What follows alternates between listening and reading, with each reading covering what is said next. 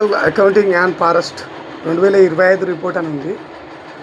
కేంద్ర ప్రభుత్వం తాజాగా ఎన్విరాన్మెంటల్ అకౌంటింగ్ అండ్ ఫారెస్ట్ 2025 విడుదల చేసింది. దాని గురించి ముఖ్యాంశాలు తెలుసుకుంటే, భారతదేశ అటవీ విస్తీర్ణం అనేది 2011 నుండి 2021-22 వరకు మధ్య 17,444.61 చదరపు కిలోమీటర్లు, 22.50% పెరిగి 7.15 లక్షల చదరపు కిలోమీటర్ల భౌగోళిక విస్తీర్ణంలో 21.76%కు చేరుకుందని తెలుసుకున్నాం. అదే ఇచ్చిందన్నట్టు రిపోర్టు.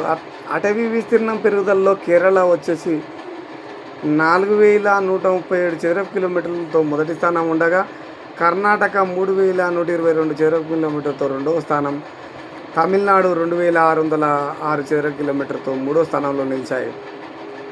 అయితే ఏందయ్యా ఇదంటే 2013 నుంచి 2023 మధ్యలో భారతదేశ అటవీ విస్తీర్ణం నికరంగా 3,356 చదరపు కిలోమీటర్ల పెరుగుదలను నమోదు చేసిందని చెప్పింది.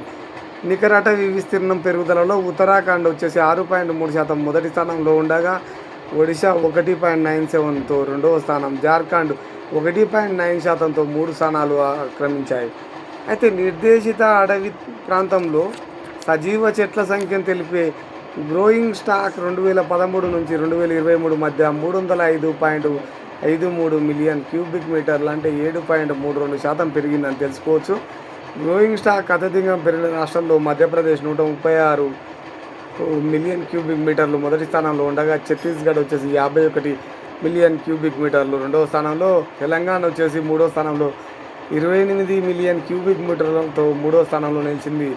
కేంద్రపాలిత ప్రాంతాల్లో అండమాన్ నికోబార్ దీవులు వచ్చేసి 77 మిలియన్ క్యూబిక్ మీటర్లు గ్రోయింగ్ స్టాక్ అత్యధికంగా ఉంది. అయితే కలపేతర ఉత్పత్తుల సేవల విలువ 2011-12 నుంచి 2021-22 మధ్య కాలంలో 30.72% నుండి 37.93 వేల కోట్లకు పెరిగాయని నివేదికలో పెరిగింది. భారతదేశ అటవీ సేవ ఖాతా వెల్లడించింది అన్నట్టు.